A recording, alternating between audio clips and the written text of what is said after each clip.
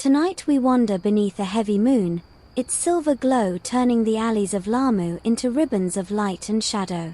You walk barefoot, your soles brushing against coralstone streets smoothed by centuries of footsteps. Somewhere nearby a rooster crows, confused by the hour, and you smirk because honestly, the bird is just as lost as you are. The salt breeze drifts in from the sea, tinged with a faint spice. You could almost swear it's cardamom, though maybe that's just your imagination craving dessert at midnight.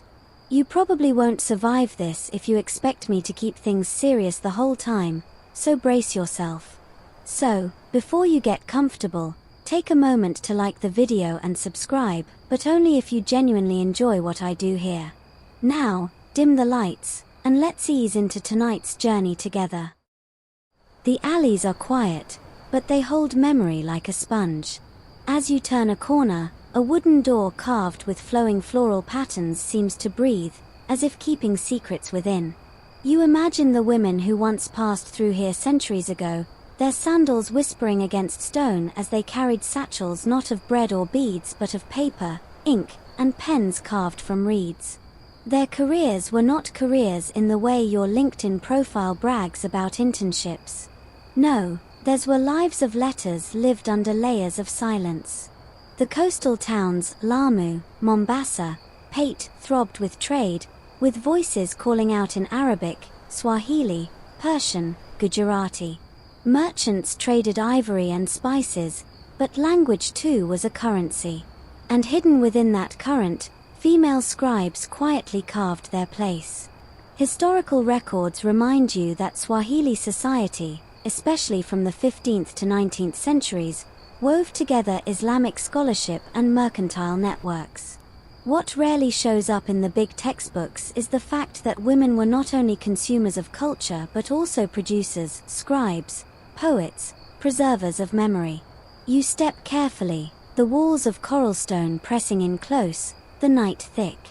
There's a paradox here. The more you shrink into the shadows, the more the voices of these women seem to rise, as if their silence requires your stillness to be heard. One fact is clear: Swahili coastal towns prized literacy, especially Quranic literacy. Young boys and sometimes girls recited verses, chalking them onto wooden boards known as lu. But when those girls grew older, their hands did not always put the pens down. In many households, women kept writing, sometimes for family, sometimes for neighbors, sometimes for the sheer stubborn joy of ink. Here's where things get quirky. Archaeologists once found a 19th century notebook with doodles of flowers, stars, and strangely enough, what looks like a goat wearing an exaggerated turban. Was it a joke? A sketch to fill a margin? Historians still argue whether it was practice drawing, satire, or simply someone bored during a long sermon transcription. You grin, because yes, even in the age of DAOs and calligraphy, somebody might have been doodling memes. Your fingers trail along the cool wall. Imagine a scribe walking here, a veil pulled across her face, her mind racing with unfinished verses. The town at night was her canvas: moonlight, oil lamp, silence. She was not announcing herself as a professional in any modern sense. There were no LinkedIn endorsements reading skilled in Arabic calligraphy. Yet her work rippled. Think of letters that shaped dowry negotiations, poems that blessed a voyage, or recipes annotated in margins to make sure the cinnamon didn't overpower the clove. Small acts, invisible careers. You pause near a doorway. Inside, you hear the shuffle of papers, the scratching of pen on parchment, and your mind fills in the picture. A woman bent over her work, reed pen dipped into ink black as the night outside. She copies a verse, maybe from a Persian ghazal or from a local Swahili love song. Her handwriting curves delicately, her lips moving silently with the rhythm of the words. Maybe she adds her own line, subtle, sly, tucked into the text like a seashell hidden in the sand. Will anyone notice? Will anyone remember her name? Historians still argue whether women's literacy in Swahili towns was widespread or reserved for elites. Some claim it was the domain of wealthy households, where daughters were taught both to recite the Quran and to correspond in beautiful Arabic script. Others point to evidence of women traders, even enslaved women, who managed contracts and correspondence, suggesting a broader spread of writing. What's certain is that wherever literacy lived, women's hands were often on the pen. The air grows cooler. You picture the harbor just beyond, dhows resting like shadows on the tide. Sailors sang as they worked, their chants woven into the very rhythm of the town. And in parallel, hidden, you picture the female scribes. Their careers were not public, but they stretched long, lasting decades, passed from one generation to the next. Like coral itself, building quietly, layer upon layer, until centuries later you walk here and feel the weight of their unseen architecture. Now, about those carved doors again, yes, the ones tourists photograph for Instagram. They weren't just aesthetic flexes, they were also thresholds. Behind them, stories lived. Imagine a young girl tracing the swirls with her finger, dreaming of the worlds locked in the pages her mother guarded. Later, that same girl picks up the pen, starts writing. You can almost hear her muttering when her ink smudges, proof that messy handwriting has been humanity's complaint since forever. Your walk slows. The moon hangs lower, and shadows press deeper into the alleyways. Yet the memory of female scribes does not fade. If anything, it thickens, seeping through the walls, rising from the stones, nudging you onward. Their careers were not quiet in impact, only in volume. You push the carved door open just enough to slip inside, and the smell greets you first: oil lamps, faint incense, and paper that has been waiting centuries to be touched. The room is narrow, lined with wooden shelves, each one sagging beneath the weight of manuscripts wrapped in cloth. You tread softly, because here silence is not just courtesy, it's survival. Behind these doors, women built small writing rooms, hidden in plain sight, tucked within homes or private courtyards where only trusted eyes ever looked. The writing room is warm, though the thick coralstone walls keep out most of the coastal heat. A low stool sits by a table, and on the table lies a reed pen, its tip darkened by use. A bottle of ink, stoppered with a bit of cloth, waits nearby. Someone has been here, working late. You picture her leaning close to the light, lips pursed in concentration, the lamp's flame flickering in rhythm with her strokes. You think about your own excuses for procrastination: Netflix, scrolling endlessly, snacks, and then compare them to hers. Sorry, I can't come to the wedding rehearsal, I'm too busy preserving centuries of poetry. No contest, she wins. Swahili households often had inner rooms called vyumba vya ndani, spaces reserved for women, for family, for the private. Within those walls, some women created writing spaces, balancing domestic chores with ink-stained fingers.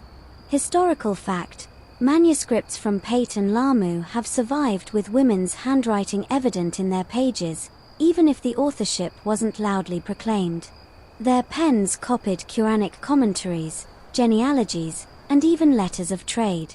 Though men dominated the public madrasa and mosque teaching, women's script survived in these tucked-away rooms. One quirky tidbit: in some households, women kept their papers in beautifully painted chests, sanduku, decorated with brass studs and geometric designs. Those same chests often doubled as dowry containers. Imagine stuffing your wedding gifts and your secret poetry drafts into the same box. Historians still argue whether these chests were meant to display status or simply practical storage, but either way, they became time capsules. Many forgotten manuscripts rediscovered today slipped into the cracks of such trunks, wrapped in cloth, almost like they were waiting for you to find them. The walls are close, but the imagination stretches far. You picture her husband asleep in another room, maybe assuming his wife is simply mending clothes or counting coins. Instead, she copies down a Persian love poem translated into Swahili, her reed pen scratching steadily. Or she drafts a letter for a neighbor who cannot write, shaping each word carefully because a wrong flourish might change the meaning entirely. The writing room is small, but its influence spills outward like the tide beyond the harbor walls. You trace your fingers along the manuscript bundles. They're wrapped in faded cloth, some smelling faintly of clove or sandalwood. The handwriting inside varies, some neat, some sprawling, some clearly written in haste. These weren't grand libraries of marble halls, they were everyday rooms, everyday lives, where ink flowed in the margins of cooking, child-rearing, and prayer. Historians still argue whether to call these women scribes or something softer, amateur copyists, domestic writers. But the distinction feels petty when you're standing here, looking at pages that survived cyclones, termites, and colonial officers with filing cabinets. Call them what you will, the women wrote. And writing is never neutral. Think of the multitasking, one hand stirring a pot, the other hand jotting a verse. Maybe not at the exact same time unless she had octopus arms, which frankly would be a brilliant plot twist, but still, you sense the dual rhythm of household and script. The lamp hisses faintly, the pages rustle when she flips them. Outside, waves crash softly, a reminder of trade winds carrying both spices and ideas across oceans. A quirky detail floats into your mind. In some oral accounts, neighbors joked about women staying up late not for gossip but for paper talk. You chuckle, because who needs Netflix when you've got centuries of Arabic calligraphy to copy? The thought lingers. The writing room was not a cloistered tomb but a buzzing workshop of ideas, laughter, maybe even arguments over which word best fit a line of poetry. You pause and listen. The scratch of pen seems louder now, as though echoing across time. You picture the scribe dipping her reed pen again, her shoulders hunched, her back aching. She straightens, sighs, and presses on. Her words are not signed. Her name may not survive. But the lines she preserves will be read, sung, and remembered in forms she cannot imagine. That is the paradox. You may never know her face, but her voice shapes the cultural ocean you stand in. The lamp flickers low. Shadows press closer, wrapping the room in intimacy. You breathe in, the scent of ink and salt merging. This writing room is a world, hidden yet vast, fragile yet defiant. And as you turn back toward the carved door, you realize something simple. The world outside rarely noticed these rooms, but without them, the story of the Swahili Coast would be missing entire chapters. You step out of the writing room and your eyes catch the faint glint of a reed pen left on a low windowsill. It's humble, really, just a hollowed stem of bamboo or swamp reed, sharpened with a knife. Yet in that small object lies an entire universe of expression. You pick it up gently, roll it between your fingers, and it feels lighter than you expect, as if carrying the weight of culture requires no heft at all. You chuckle, because compared to your clunky ballpoint pens that mysteriously vanish every week, this one looks like it might actually stay loyal. The tools of their craft were deceptively simple. Reed pens, sharpened at different angles for bold or delicate strokes. Ink mixed from soot or gallnut, thickened with gum arabic.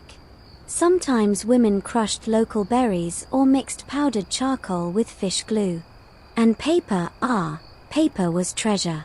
Swahili scribes often relied on imports, brought on dhows from Yemen, India, or Egypt. A single ream might travel more miles than you've ever flown. Yet in homes where imported paper was scarce, women made do with palm leaf slips or reused the blank sides of old documents. If you think about it, they were the original recyclers long before it was trendy.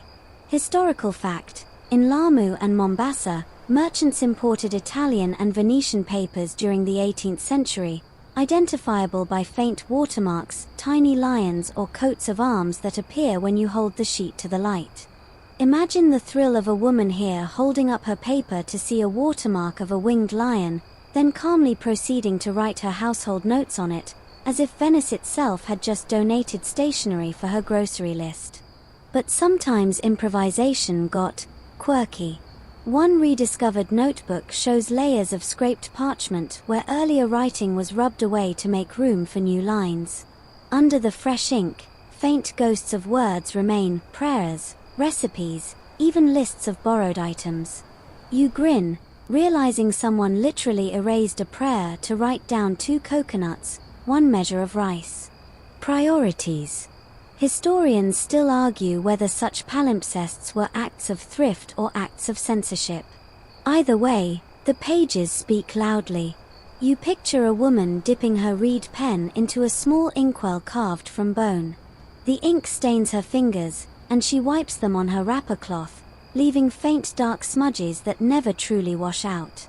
Somewhere in your own closet, you've got a shirt permanently tattooed with pen ink, so yes, you are officially in historical solidarity. The pen scratches softly on paper, and she adjusts her angle, careful not to blotch the page. It's not just about words, it's about rhythm, about the meditative act of watching letters unfurl.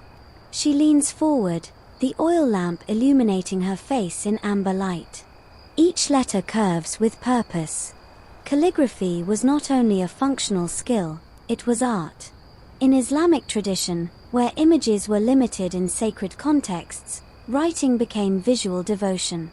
Women who mastered this skill weren't simply copying, they were creating beauty line by line. And yet, their artistry rarely earned them recognition outside their family circles. Imagine crafting elegant swirls every night and not once being tagged with #calligraphyqueen on Instagram.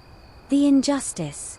You wander deeper into the room and notice a tiny seashell, hollowed to hold pigment. Ink isn't only black. Some manuscripts show traces of red ink for emphasis, chapter headings, names, divine invocations. Occasionally, blue and even gold shimmer on the page. Where did those colors come from? From trade, of course. Indigo from India, gold leaf from Arabia, and sometimes local dyes. A scribe might mix red from crushed hibiscus petals, though the result faded quickly, leaving behind only a memory of brightness. The tools weren't just technical, they were personal. Women often decorated their reed pens with small carvings or wrapped them in cloth strips for comfort. A pen wasn't just a pen, it was a companion, held for hours each night. Some oral traditions even mention women naming their favorite pens, as though they were stubborn pets.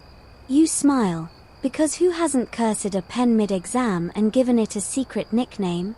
Some things never change. Historians still argue whether women's tools differed significantly from men's. Some suggest women had smaller pens for finer writing, while others believe everyone simply used what was available. What is clear is that the intimacy of these objects mattered. A pen held daily becomes an extension of self. To imagine these women is to imagine their fingers stained, their wrists aching, their eyes adjusting to dim lamplight. And oh, the lamp. Oil lamps burned coconut oil or castor oil, the flame wobbling whenever a breeze crept in. Sometimes women shielded the light with a shard of glass or a seashell screen, creating a cocoon of illumination around their manuscripts. The smell of oil smoke lingered in the room, mingling with the scent of drying ink. If you've ever tried writing by candlelight during a blackout, you know how easily shadows swallow the page. Multiply that by decades, and you glimpse their persistence. You place the reed pen back down, careful not to disturb its balance. Suddenly you imagine the scene, a young girl, her aunt guiding her hand, teaching her how to cut the nib at just the right slant. The girl laughs when her first attempt splatters, leaving inky freckles on her cheeks. The aunt shrugs, wipes the blotch, and says, again. Slowly, surely, tools become skills, and skills become tradition. The room seems to hum with that continuity. Tools are humble, but they carried voices across oceans of time. And as you step away, you realize something. For all our digital gadgets, your fingers still itch for the scratch of pen on paper. Perhaps that's the true magic of these tools. They remind you that words are alive, not just on screens but in ink, in scratches, in the fragile dance between reed and page. You leave behind the tools resting on their table, and the sound of the sea grows louder, tugging you down another alley where words are not just copied but sung. The Swahili coast thrums with poetry, and you find yourself drawn toward a courtyard where voices rise softly in verse. You sit at the edge, the moonlight filtering through palm fronds, and listen.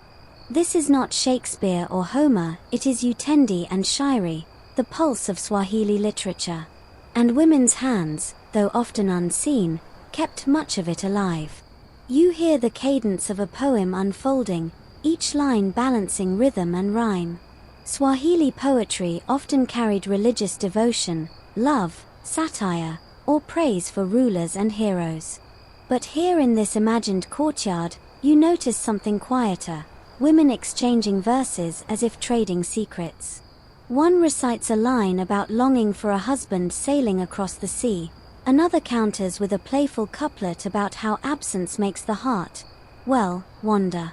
You smirk, because apparently long-distance relationships are complicated has been a theme since the 17th century. Historical fact: some of the earliest surviving Swahili poems are written in Ajami, the Swahili language transcribed with Arabic script.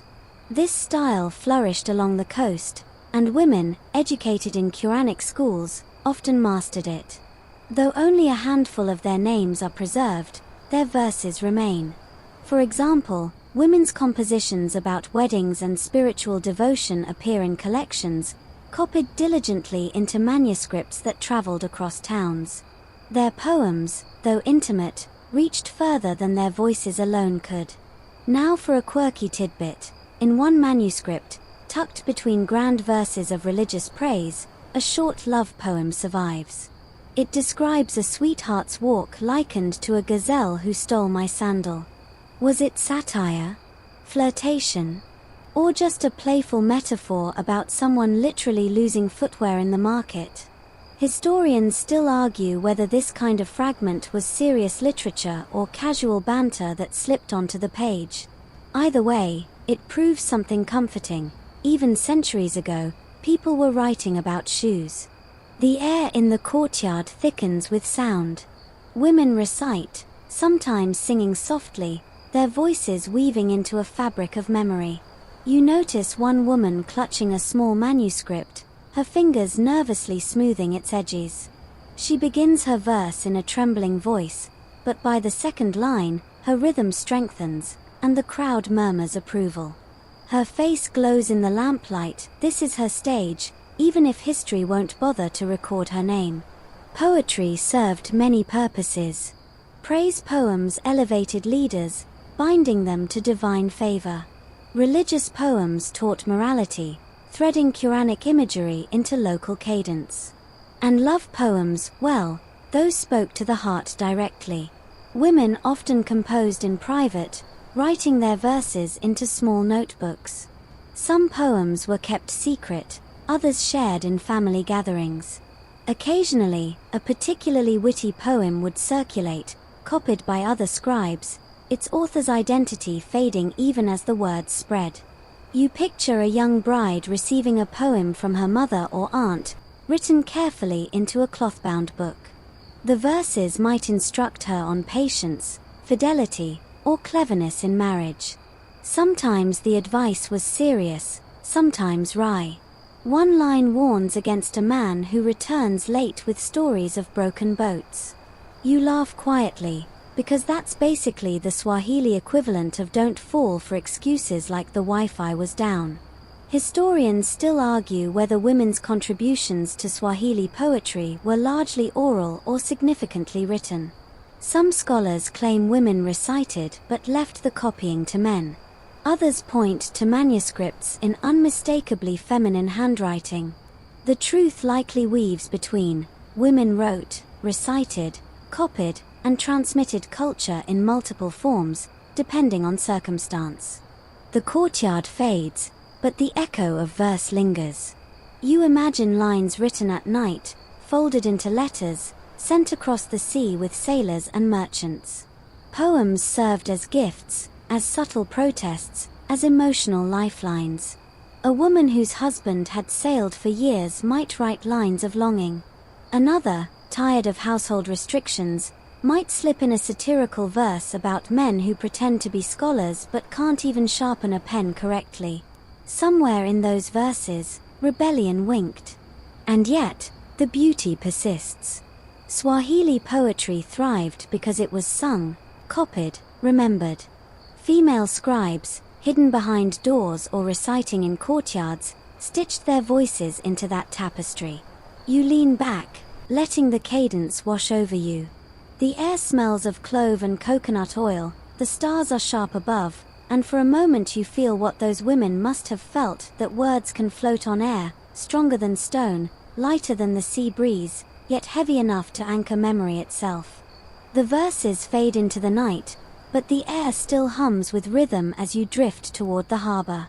The masts of dhows rise like skeletal fingers against the moon, and you hear the creak of rigging, the slap of waves. This is no quiet backdrop, it is the beating heart of the Swahili Coast, the trade winds themselves carrying ink and ideas. You pause on the pier, the salty spray cooling your face, and imagine how much of women's writing floated on these very breezes. Merchants filled their ships with ivory, mangrove poles, gold dust, and spices. But tucked in those bundles were papers, reams from Italy, calligraphy manuals from Yemen, Quranic commentaries from Cairo, and poetic forms from Persia. Historical fact: the Indian Ocean trade linked East Africa to Arabia, India, and beyond as early as the 9th century, with Swahili towns thriving as cosmopolitan hubs by the 15th. Ideas rode alongside cinnamon and porcelain. 4 women scribes, each cargo of paper was an invitation to expand their craft. You watch dockworkers load crates, and in your mind's eye, you slip inside one. Between bundles of cloves sits a package of Venetian paper, faint watermarks stamped across the fibers. Somewhere inland, a woman will unwrap it with reverence, her fingers trembling slightly. She may never have stepped foot on a dhow, but her ink will ride waves across oceans. Now here's a quirky tidbit. Sailors often wrapped delicate goods, like paper, in layers of cloth scented with cloves to deter insects. Centuries later, manuscripts discovered in coastal towns sometimes still carry that faint spicy fragrance. So yes, history literally smells like a spice cabinet. Imagine leaning over a faded poem and sneezing because it's still infused with 18th century clove dust. Romance, ruined. You picture a woman unrolling imported paper beside her lamp. She dips her pen and copies verses of a Qasida, the long Arabic poem praising the Prophet, but midway she adds a stanza in Swahili, her language, her cadence. The imported form and the local tongue fuse into something new, something that belongs neither solely to Arabia nor to Africa but to the meeting point where waves kiss the shore. Historians still argue whether such hybrid poetry should be classified as Islamic literature or as African vernacular tradition. You shrug, because the debate misses the point. The words belong to both worlds at once. The wind shifts, carrying sounds from across the harbor, men chanting work songs, the bray of a donkey cart, the slap of sandals. But beneath it, you imagine the quieter rhythm of female scribes in their homes. Trade winds did not only bring goods, they brought metaphors, styles, and comparisons. A woman might pen a love poem using imagery from faraway lands, a sweetheart's beauty likened to Indian silk, or a rival dismissed as sour as spoiled dates from Basra. Global trade was not abstract. It flavored their metaphors like spice in stew. You lean against a piling, the wood slick with salt. Think of letters exchanged by families separated by trade. A woman writes to her brother in Muscat, her lines careful, her script curved. She tells of harvests, of illness, of weddings. Her words cross the ocean, folded tight, passed hand to hand, until her brother unfolds them months later in a foreign port. You can almost hear the creak of that paper opening, the whisper of her voice rising from ink. And sometimes the exchange went the other way. A dhow arrives, bringing not only cloth and beads but a letter written in another hand. The family gathers, and a woman takes it to her writing corner. She reads aloud, translating if needed, her voice carrying the news of distant relatives. In these moments, literacy turned women into bridges, interpreters, keepers of connection. Historians still argue whether women fully participated in mercantile correspondence or were limited to family notes. But scraps of evidence, contracts with female signatures, letters preserved in household archives suggest they were more deeply woven into trade than the official records admit. Without their steady ink, kinship ties stretched thin by oceans might have snapped entirely. The tide slaps harder against the pier. You imagine the endless cycle, monsoon winds filling sails, ships departing, ships returning. And with them, waves of influence shaping the pens of women at their desks. Every imported sheet of paper, every new metaphor, every borrowed poetic form added a layer to the hidden architecture of their careers. You close your eyes and breathe deep. The scent is salt, tar, clove, and something else, something like the faint ghost of ink carried on the night wind. You realize that trade was not just commerce, it was conversation, and female scribes were part of it. Their rooms may have been quiet, but their words rode the same winds as ivory and cinnamon, echoing across oceans, waiting centuries for you to lean here at the harbor and listen. You leave the pier, brushing salt spray from your face, and follow the narrow path back into the town. Somewhere above, a rooster crows again, honestly. This bird has no sense of time. You shake your head and laugh softly, because it feels oddly appropriate. Day and night blur when you think about how women balanced their duties. The ink didn't flow in some secluded monastery, it spilled in kitchens, courtyards, and bedrooms, squeezed between the endless rhythm of domestic life. Inside one coralstone house, you pause. The door is ajar, and you glimpse the glow of an oil lamp. A woman kneels on a mat, grinding cloves in a mortar while a pot simmers in the corner. Beside her, a stack of folded papers waits patiently. She wipes her hands on her wrapper cloth, checks on the stew, then sits down, picks up her reed pen, and begins to write. The juxtaposition is startling, simmering coconut rice on one side, swirling calligraphy on the other. You realize multitasking isn't a modern invention, it's just that your version involves typing emails while reheating leftovers in the microwave. Historical fact: coastal Swahili households often revolved around extended families, with women shouldering much of the daily management, cooking, cleaning, child-rearing, supervising enslaved laborers in some cases. Yet in these same homes, manuscripts survive in unmistakably feminine handwriting. The evidence suggests women wove literacy into the very fabric of domestic life. And here's a quirky tidbit. In one collection of recipes copied into the margins of a Quranic commentary, a note reads, "Add more sugar if visitors are coming." It's the historical equivalent of "bring extra chips to the party." Historians still argue whether these annotations were women casually inserting household notes into religious texts or whether scribes copied everything they heard indiscriminately. Either way, it's a delicious reminder that no manuscript was ever truly free of real life. You imagine the fatigue of those long evenings. Children asleep on mats, husbands perhaps away at sea, the house finally quiet. The lamp smokes faintly as she bends over the page, back aching from chores, yet mind sharp. She copies a genealogical list, making sure every ancestor's name is precise, or she drafts a letter reminding a relative of a debt. The domestic desk is never just one thing, it is kitchen, nursery, office, and archive rolled into one. Sometimes, the interruptions became part of the rhythm. A baby cries, she rocks the cradle with one foot while steadying her pen with her hand. A pot boils over, she rushes to stir, then returns to complete the line. You smile, picturing ink splatters and sauce stains sharing space on the same page. Perhaps centuries later, an archivist frowns at a blotch on the paper, wondering if it was ink, when in truth it was fish stew.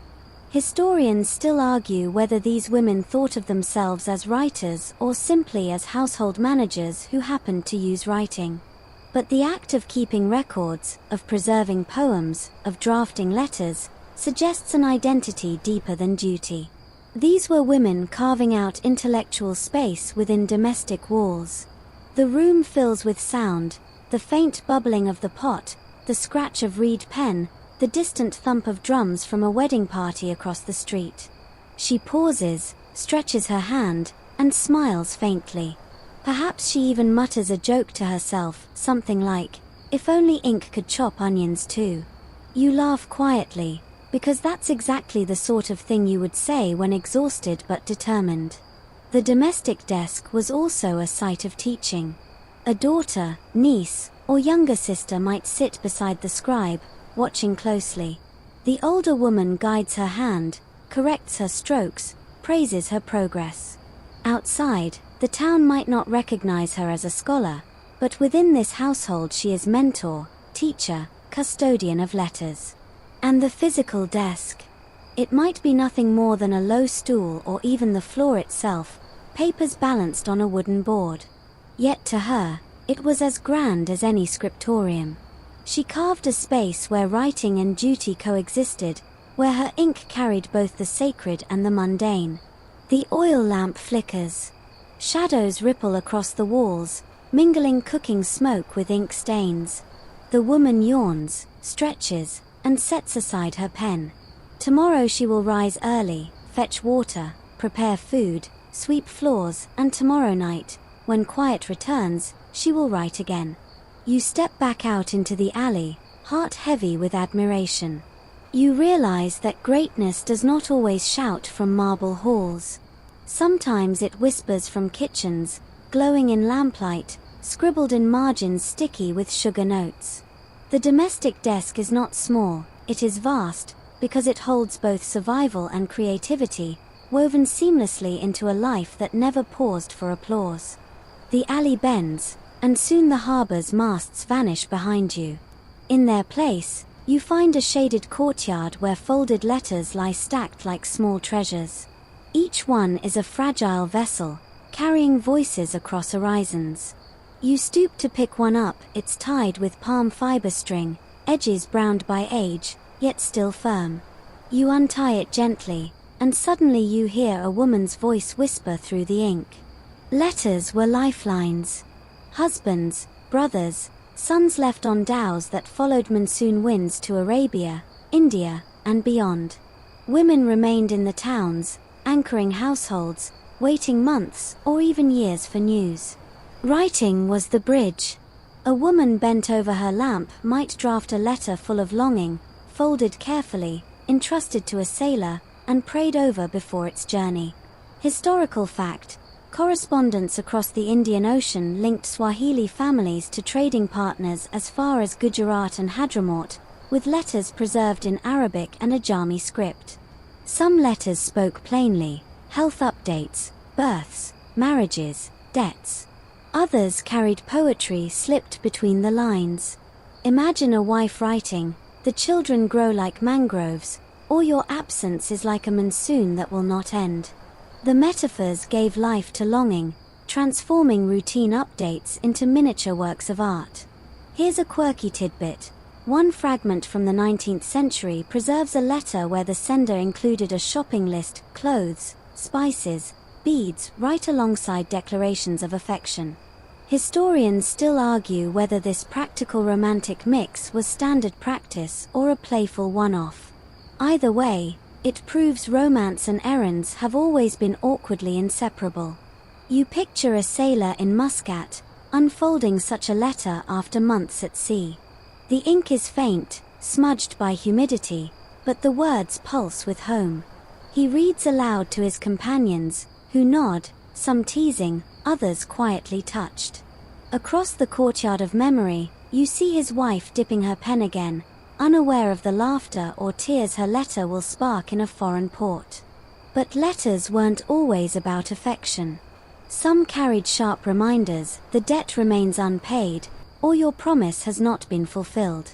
Women knew the stakes of commerce, and their correspondence was part of maintaining networks that stretched far beyond their courtyards.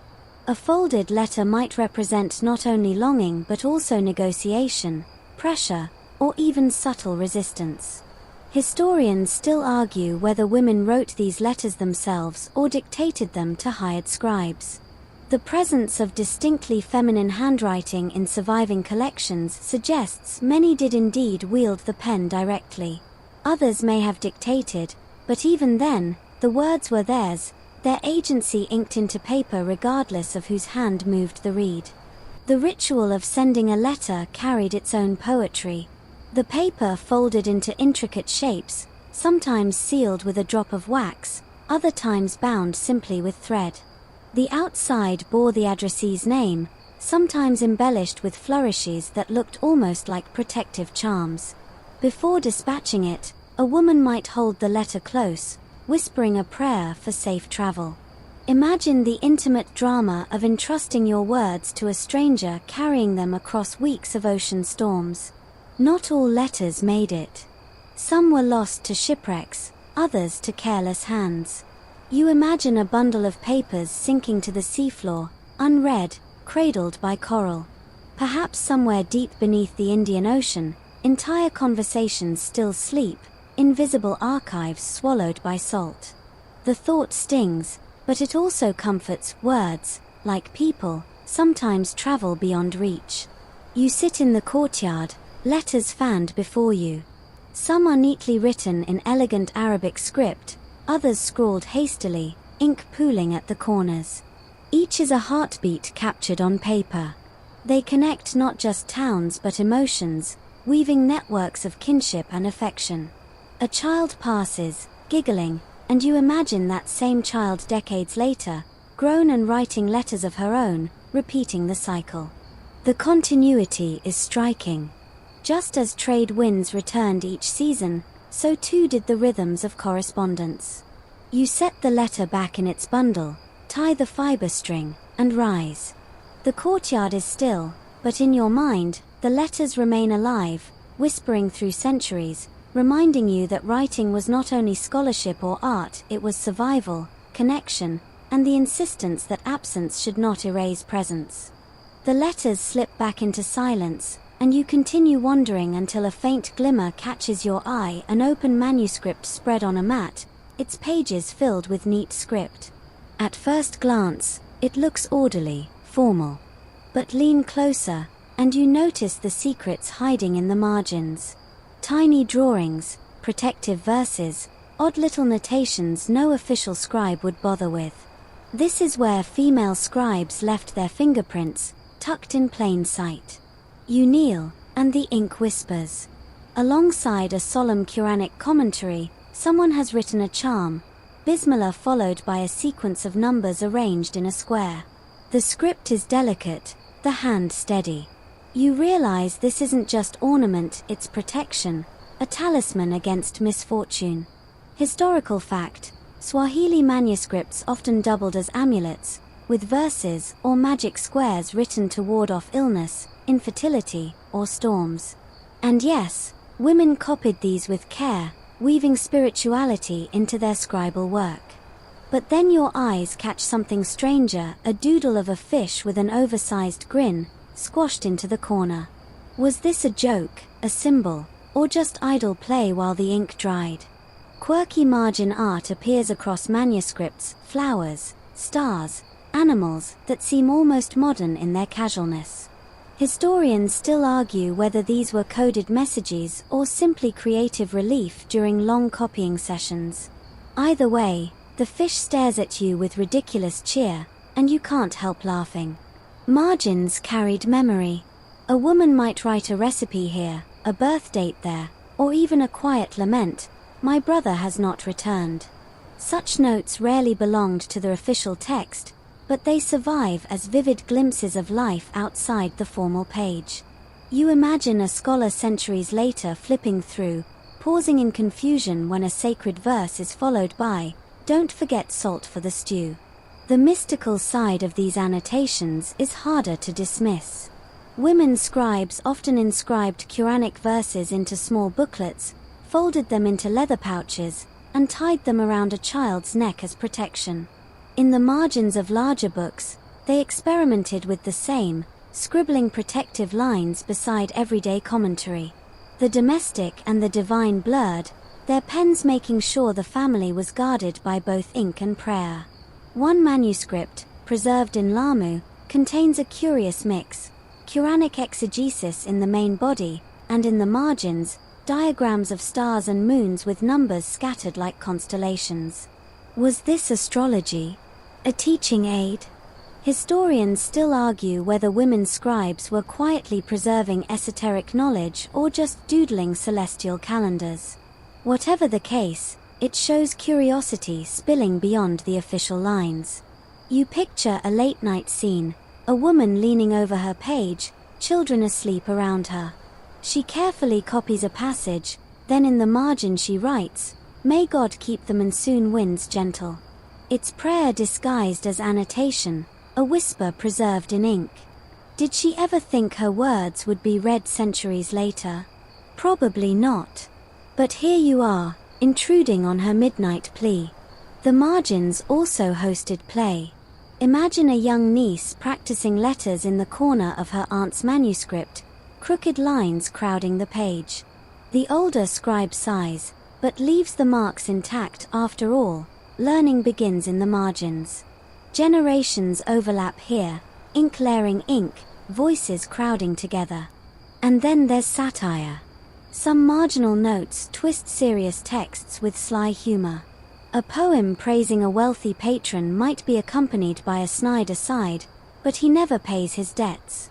You chuckle, because apparently throwing shade is at least 200 years old. Margins became safe zones for what could not be spoken aloud.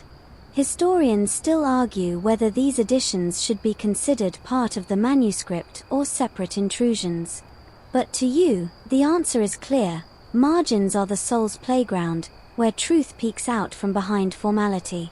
Without them, we'd only see polished surfaces, not the messy, vibrant humanity underneath. You sit back, staring at the page. The official text is elegant, yes, but it's the fish doodle, the protective prayer, the sarcastic aside that stays with you.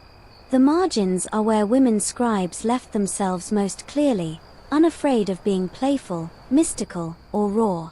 The lamp beside you flickers. You close the book gently, as though tucking its secrets back to sleep. In the silence, you realize something simple but profound: history doesn't just live in the center of the page.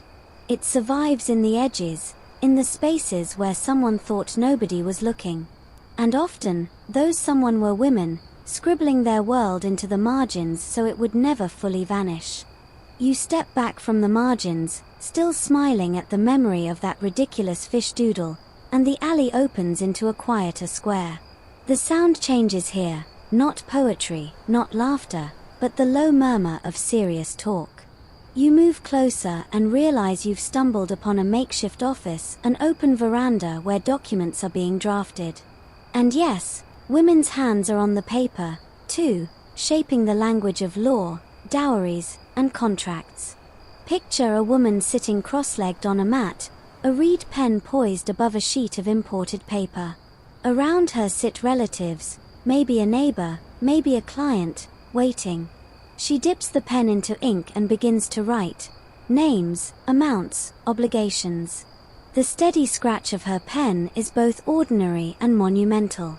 Historical fact: on the Swahili Coast, marriage contracts, nikah, dowries, mahr, property deeds, and even loan agreements were often written down, sometimes in duplicate, sometimes in beautifully calligraphed Arabic. Evidence shows women were not only recipients of these documents but, at times, their scribes and keepers. The papers mattered. A dowry contract spelled out obligations: a measure of rice, bolts of cloth, maybe a set of brass jewelry. Inheritance documents divided land and houses. Loan agreements recorded debts that could ripple through generations. And who ensured these details were preserved? Sometimes, the quiet women with ink-stained fingers at the edge of the gathering. Now for a quirky tidbit.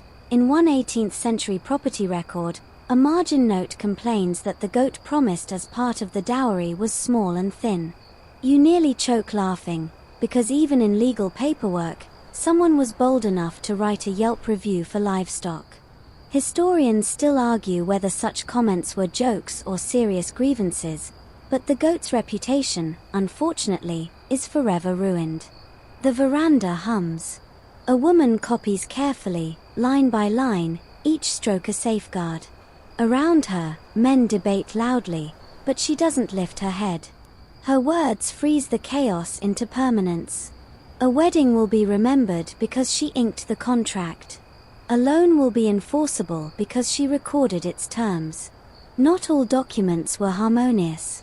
Court petitions, too, flowed from these pens. Women wrote complaints about mistreatment, about unpaid debts, about neighbors trespassing on their gardens. Such papers often made their way to Qadis, Islamic judges, who presided in coastal towns. And though official courtrooms were male-dominated, women's words traveled there, folded neatly, bearing witness. Historians still argue whether female scribes served officially in these legal contexts or only informally within their households. Some claim they were simply literate family members lending a hand. Others suggest they acted as semi-professional copyists in their communities. The truth likely lies in between, not public officials, but essential players nonetheless. Imagine the tension of those moments: a woman bent over her paper, men shifting impatiently, a neighbor coughing in the corner. She writes without hurry. Every word matters. A single stroke could change ownership, debt, or destiny. Her authority isn't in loud speech, it's in the permanence of ink. You notice how ordinary the setting is. No marble pillars, no grand desks, just mats, stools, and papers spread like wings on the floor. Yet in these spaces, economies turned. Families rose and fell. Disputes were resolved or festered further, depending on the ink's precision. The scribe pauses, shakes her hand to loosen the cramp, then continues. Outside, children shout, a donkey brays, the tide shifts. Inside, history is being written. The more you watch, the clearer it becomes. Women's scribal labor was not only about poetry or prayer. It was practical, pragmatic, woven into contracts and complaints. Without them, trade and family life might have faltered. Theirs was ink as infrastructure. You lean back against a pillar, letting the murmur fade. The veranda empties, papers stacked neatly, the ink drying in the night air. You realize you've just witnessed something rare: women anchoring legality itself, their pens turning chaos into order, their quiet careers holding up the scaffolding of society. The veranda fades behind you, and you drift deeper into the town where night lingers heavy. Here, the streets are narrower, the lamps fewer, and the only sound is the creak of wooden shutters. You pause at one of these shuttered homes, where a faint rustle comes through the cracks. Inside, a woman is bent over her manuscript, not with an audience, not with contracts or family letters, but entirely for herself. These are the secret scrolls, the writings that never left the home yet carried an intensity unmatched. She dips her pen slowly, deliberately. The page before her is filled not with commercial accounts but with poems of longing, tales of spirits, verses from the Quran she is copying for memory. Historical fact: along the Swahili Coast, personal notebooks, often small, palm-sized, survive with collections of poetry, charms, and religious passages, suggesting that private writing was common alongside public documents. The air here feels more intimate, as if you're intruding on a diary. A verse about the moon flows into a recipe for herbal tea, followed by a line of supplication for health. Each word is hers alone, not meant for patrons or Qadis or sailors. Writing is not duty here, it is solace. Quirky tidbit: in one Lamu manuscript, a margin note records the price of a particularly fat chicken, as though the writer just had to remember it. You grin, imagining someone carefully preserving profound religious commentary on one page, then jotting down poultry prices on the next. Historians still argue whether these jumbled notes reflected absent-minded scribbling or a deliberate everything notebook approach, basically, the Swahili version of your cluttered phone notes app. The woman pauses, leans back, and rubs her neck. Around her, the house is silent, except for the faint crackle of the oil lamp. She writes perhaps a prayer against bad dreams, then folds the paper and slips it into a leather pouch. That pouch will be kept close to her body, worn beneath her clothes, a hidden shield of words. Sometimes these private scrolls carried tales of the unseen, jinn, omens, dreams. Women copied oral stories into neat script, blending myth with memory. Was this scholarship, or simply private musing? Historians still argue whether women in these towns considered themselves custodians of folklore, but the evidence suggests they were. After all, what better way to preserve whispered tales than to inscribe them quietly in the night? The ink blots here are heavier, the handwriting more relaxed, less polished than the public contracts you saw earlier. These are not meant to impress. They are meant to endure. You picture the writer knowing she may be the only person ever to read these lines, yet still compelled to write. That impulse feels universal, the need to capture what the heart holds, even if the audience is only yourself. There is freedom in these private writings. A woman might express frustrations with household burdens, or joys in her children's laughter, or fears of the monsoon's violence. You can almost hear her mutter softly as she scratches the pen across the paper. At least the ink listens. You chuckle, because that's exactly the sort of late-night honesty you'd spill into your own notes when nobody is watching. And then there are the protective charms, carefully folded, hidden between pages. A line of Quranic verse against fever. A talisman square drawn to ensure safe childbirth. These were not simply scribbles, they were lifelines, ink turned into shield. To hold them was to feel safer, to know that words had power beyond sound. Historians still argue whether these charms were considered orthodox or frowned upon by stricter clerics. The debates are endless. But to the women writing them, such distinctions hardly mattered. What mattered was that they believed the ink could hold back harm, that writing itself was a form of protection. The lamp sputters, and she blows gently on the flame to steady it. The room smells of smoke and cloves, paper and ink. She bends again, writes another line, then sighs and leans back. Her eyes linger on the words, and for a brief moment, you realize she isn't just recording, she is conversing. Her scroll is confidant, shield, memory. You step away from the shutter, careful not to disturb her vigil. The house slips back into silence, yet you carry her secret scroll with you in imagination. A small, ordinary notebook brimming with extraordinary intimacy. It reminds you that some of history's richest archives were never meant for historians at all. They were meant for one woman, her lamp, and her restless heart. You leave behind the shuttered house with its secret scrolls and wander into a courtyard alive with hushed excitement. Here, words are not simply copied, they are performed. A circle of women sits cross-legged, their shawls slipping loose in the humid air.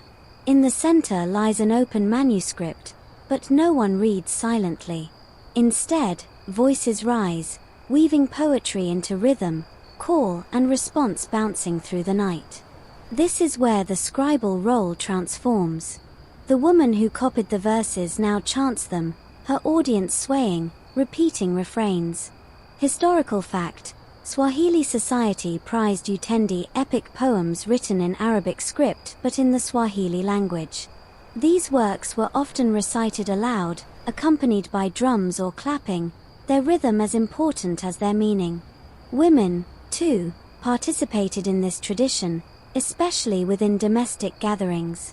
You close your eyes, and the poetry takes hold. A line praises the prophet, the next describes the brilliance of the sea at dawn, another warns of life's fleeting nature. But then, unexpectedly, the reciter pauses, giggles, and inserts a playful verse teasing one of the listeners. Everyone erupts in laughter. Quirky tidbit: in some surviving manuscripts, jokes and playful verses appear sandwiched between solemn religious poetry. Historians still argue whether these were part of the performance tradition or marginal improvisations scribes added to amuse their audiences. Either way, the laughter proves poetry was never stiff, it was alive, social, and flexible. The manuscripts here are more than texts, they are scripts for communal experience. A line on the page blossoms into a chant, carried by voices, thickened by rhythm. You imagine a young girl at the edge of the circle, wide-eyed, watching her aunt trace the lines with her finger while reciting. Tomorrow that girl will try it herself, stumbling over syllables, and the cycle will continue. But the role of the scribe goes beyond copying or reciting. She becomes curator, selecting which poems to preserve. Will she copy the cautionary tale about greedy merchants? Or the love poem that blushes with longing? Every choice is an editorial decision, shaping which voices echo across generations. Historians still argue whether women were considered equal participants in Swahili poetic culture or whether their involvement was mostly private. Yet oral testimony suggests women memorized, performed, and preserved poetry just as vibrantly as men, even if recognition was rarely public. You watch as the performance wins through themes: devotion, satire, longing. Each stanza echoes across the courtyard, mingling with the chirping of night insects. The scribe's pen lies beside her, unused for now, her voice is the ink. But later, she will pick up the pen again, capturing the verses that most resonated tonight, inscribing them before memory fades. You notice something: while the recitation is joyous, it is also instructive. Verses about patience, loyalty, and generosity slip into the performance, shaping moral imagination. Poetry here is both entertainment and ethical education, all delivered under the flickering lamplight. The rhythm slows, the voices soften, and the last verse is whispered like a lullaby. A child has already fallen asleep in her mother's lap, rocked by cadence rather than cradle. The manuscript is closed gently, wrapped in cloth, set aside like a treasured instrument. You rise quietly, the echo of poetry still vibrating in your chest. The night air feels different now, charged with rhythm, full of memory. You realize the scribal act was never just solitary ink scratching. It was also this: women's voices lifting words off the page, letting them breathe, ripple, and settle into the bones of a community.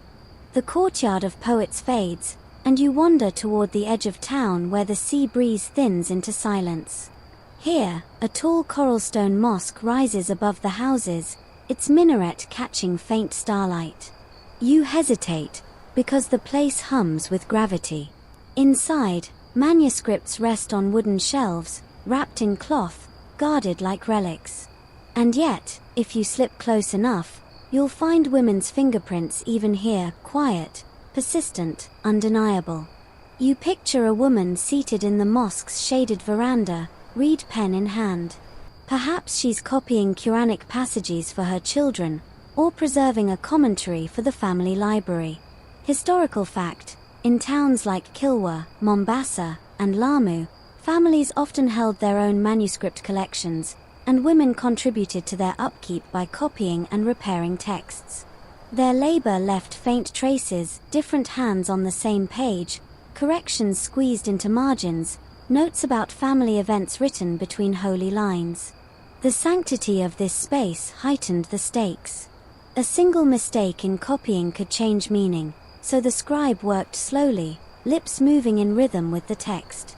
Around her, the scent of sandalwood and candle smoke clung to the air, the hum of worshippers drifting faintly through. Here's a quirky tidbit. In one preserved Quran from the 19th century, a note in feminine handwriting records the day a rooster was stolen from the mosque courtyard. The irony of a petty theft sandwiched into holy pages makes you snort softly. Historians still argue whether these notes were tolerated as part of everyday record-keeping or frowned upon as irreverent intrusions, but clearly, chickens had no respect for sacred space. Still, the work was profoundly serious. Each copied verse was an act of devotion, each line a whispered prayer. Women scribes did not simply handle ink, they handled eternity. Their manuscripts were not meant to be performances or even private diaries. They were vessels for the divine, objects to be read aloud during study sessions, to be touched reverently, to be wrapped and passed to the next generation. Historians still argue how openly women participated in mosque-centered scholarship. Some insist their role was peripheral, others point to evidence of women teaching children in mosque courtyards, sometimes even guiding small study circles. What's certain is that the texts themselves reveal their presence. Ink doesn't lie, even when archives do. Imagine the stillness of such a night, the echo of footsteps across coral floors, the faint crack of palm mats under knees, the steady drip of an oil lamp. The woman bends over her manuscript, her handwriting small, steady, almost invisible compared to the grand calligraphy of professional male scribes. Yet her lines endure just as strongly, whispering through centuries. You linger by one of these shelves, imagining her folding the completed pages, pressing them into a protective binding. She ties it shut, then places it carefully among other volumes. For her, this isn't just text, it's legacy. Maybe her son will read it, or her granddaughter, or perhaps a stranger decades later. She cannot know, but she trusts the ink will carry forward. And you realize something, the sanctity of the mosque didn't silence women's hands. Instead, it gave their scribal labor a weight that outlasted anonymity. These weren't just household notes or playful doodles. These were sacred manuscripts, their quiet authorship blending seamlessly into the grand story of Islam on the coast. You bow your head as if intruding, then step back into the cool night. Behind you, the manuscripts rest in their cloth wrappings, silent but watchful. You carry with you the image of women bent over sacred text, their pens steady, their devotion etched line by line. The mosque's cool silence gives way to the warmth of another space, a shaded veranda where a mother sits surrounded by children. The hum here is not scholarly debate but giggles, mispronunciations, and the rhythmic scratching of reed pens on rough paper. You crouch at the doorway and realize you're witnessing the classroom of the household.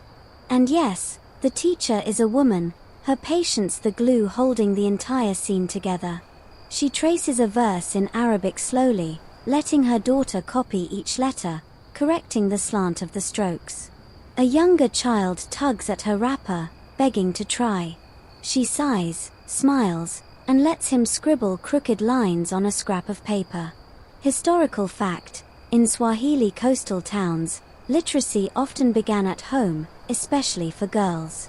Mothers, aunts, and older sisters taught basic letters, Quranic passages, and sometimes even poetry before children went to formal study with a male MWA with Macron LM. There is no chalkboard here, no rows of desks. The tools are simple, reed pens, soot ink, scraps of paper or wooden tablets. And yet, the energy buzzes like a modern classroom. You can almost hear the equivalent of today's, "Teacher, can I go to the bathroom?" Except here it's, "Mother, can I chase the chicken?" Quirky tidbit, one surviving child's exercise board from Zanzibar has doodles of boats alongside shaky Arabic script, as though the child gave up halfway through copying a verse and decided to draw instead. Historians still argue whether such boards were preserved intentionally as keepsakes or simply forgotten in storerooms, but they survive as sweet relics of youthful distraction. The mother's patience is steady. She praises progress, corrects mistakes, and sometimes slips in a story. She tells them about a poet from centuries past, or about how the stars guide sailors. Her teaching blends literacy with imagination, making the lessons stick. And somewhere in the rhythm of repetition, a child suddenly grasps the curve of a letter or the sound of a word. The mother's face lights up. For her, this is triumph. Historians still argue whether these domestic classrooms were recognized as formal education. Some dismiss them as informal, others insist they were foundational, especially for girls, who might not always continue into public mosque schools. Either way, the survival of women's handwriting in manuscripts proves that learning often began right here, in these family courtyards. You picture generations repeating the scene, mothers teaching daughters, who later teach their own. The chain of literacy is domestic, resilient, and quiet. No fanfare marks these lessons, yet they ripple outward. That crooked letter scribbled by a sleepy child tonight may one day evolve into a confident hand drafting contracts or poetry. The mother pauses to sip water, wiping sweat from her brow. She looks at her children with a mix of exhaustion and pride. Tomorrow she will rise early to cook and clean, but tonight she has planted something lasting, the gift of letters. You smile, because you know this gift will outlive her chores, her house, even her town. The lesson winds down. Children yawn, stretch, and collapse onto mats, some still clutching their reed pens like toys. The mother gathers the papers, tucks them away, and blows out the lamp. Silence settles, except for the faint scrape of a cricket. You step away, heart warmed by the thought that education here was never just about mosques or schools. It was about mothers, sisters, and aunts quietly shaping futures one crooked line at a time. Their classrooms had no walls, no certificates, yet their impact was infinite. The quiet of the veranda softens into another sound, a sharper, less gentle hum. You follow it and find yourself near a large wooden chest, its lid propped open, its belly filled with papers. A woman kneels beside it, her hands rifling through stacks of folded documents. These aren't love letters or poems or school exercises. These are records, debts owed, payments made, agreements remembered. This is the invisible architecture of the town's economy, and women are its archivists. She pulls out one sheet, reads the neat Arabic line about 10 measures of rice owed by a neighbor, then sets it aside. Another paper records the delivery of cloth from Gujarat. Another lists names of tenants and what they paid in rent. Historical fact: in Swahili coastal towns, women often acted as managers of household property, keeping track of loans, dowries, and trade agreements. Their archives ensured memory did not depend solely on conversation or trust.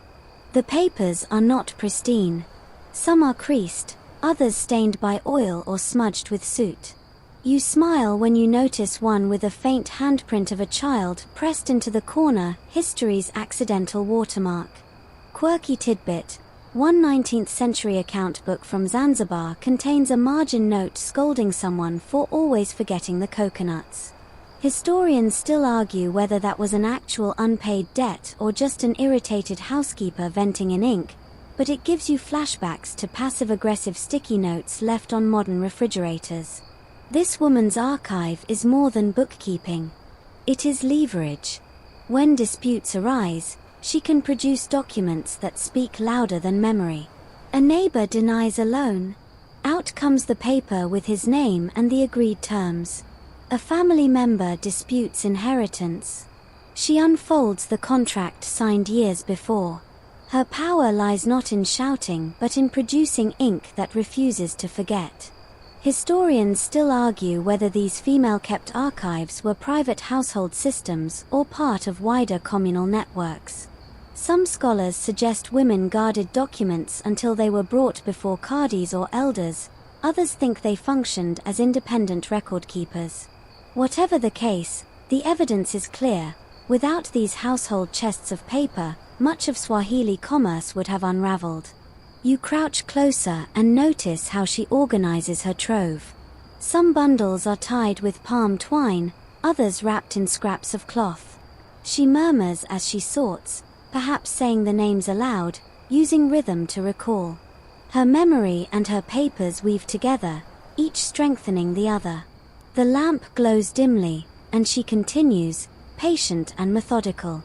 Occasionally she sighs, rubbing her temples, perhaps weary from the endless cycle of disputes and accounts. Yet she persists, because she knows, without her, debts would vanish into smoke, promises would dissolve, chaos would reign. There is dignity in her task, but also weariness. You imagine her muttering under her breath, if only debts could pay themselves. You chuckle quietly, because that complaint transcends centuries.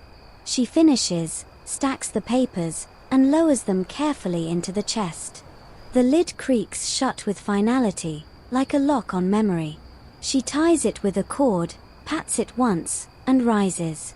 Tomorrow she will likely open it again, to add another loan or retrieve another record. The archive is never complete, it grows, breathes, changes. You step away, realizing that history's grand libraries are not the only repositories of knowledge. Sometimes they are wooden chests in coral stone houses, guarded by women who understood that ink is armor, memory, and currency all at once. The chest of records fades from view, and you wander once more through the moonlit alleys. The town is quieter now, even the restless rooster has finally gone to sleep. You follow the faint sound of the tide, letting it guide you toward the edge of the settlement. There, on a dune overlooking the sea, you find a woman seated with her manuscripts spread around her like fallen leaves. She is older, her hair streaked with gray, her back bent from years of labor. Yet her pen still moves. This is the legacy stage of the scribal life, the part where women look back at decades of copying, annotating, preserving, and teaching. She smooths one page, squints at the ink, and corrects a letter. Historical fact: many surviving Swahili manuscripts reveal layers of handwriting from different generations, suggesting that women often inherited texts and continued adding to them, ensuring continuity. The night air smells of salt and frangipani. She lifts a page containing poetry she once copied as a girl, now faded with age. She smiles faintly, as though recognizing her younger self in the strokes. Next to it lies a contract she copied for a cousin decades ago, the paper creased but still legible. Around her, an archive of a life stretches wide, not just documents, but memories embodied in ink. Quirky tidbit: one manuscript from Pate contains a playful note: "This was written when I was very tired, forgive my crooked letters." You grin, because apparently even centuries ago people apologized for bad handwriting. Historians still argue whether such notes were left deliberately for posterity or simply scribbled in exhaustion. Either way, they reveal the humor and humanity behind the texts. The woman on the dune continues working, but it feels less like duty now and more like farewell. She copies not for contracts or debts, but for remembrance. She selects verses that mattered to her, poems that comforted her, charms that shielded her children. Each stroke is quieter, slower, more meditative. Her archive has become autobiography. Historians still argue whether female scribes consciously saw themselves as part of a lineage or simply acted out of necessity. But as you watch her, you sense intention. She is leaving something behind, not just for her family, but for whoever stumbles across these pages long after she is gone. The tide sighs below, a rhythm as steady as her pen. She pauses, lifts her head, and gazes at the stars. Perhaps she whispers a prayer of gratitude, for ink, for memory, for endurance. Then she sets down the pen, stacks the manuscripts, and wraps them carefully in cloth. The gesture is tender, as though tucking children into bed. You realize this is the last time she will write. Not because she has lost skill, but because she knows she has written enough. The ink that filled her life has outlived her voice. It will rest in boxes, shelves, perhaps even in strangers' hands centuries from now.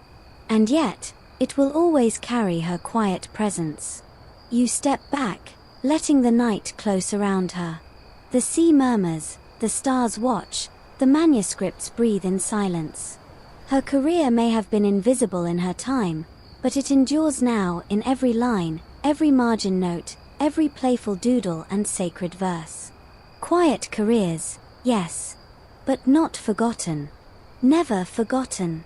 And now, as you drift from the alleyways and dunes of the Swahili coast, let the sound of the tide soften into something closer to a lullaby.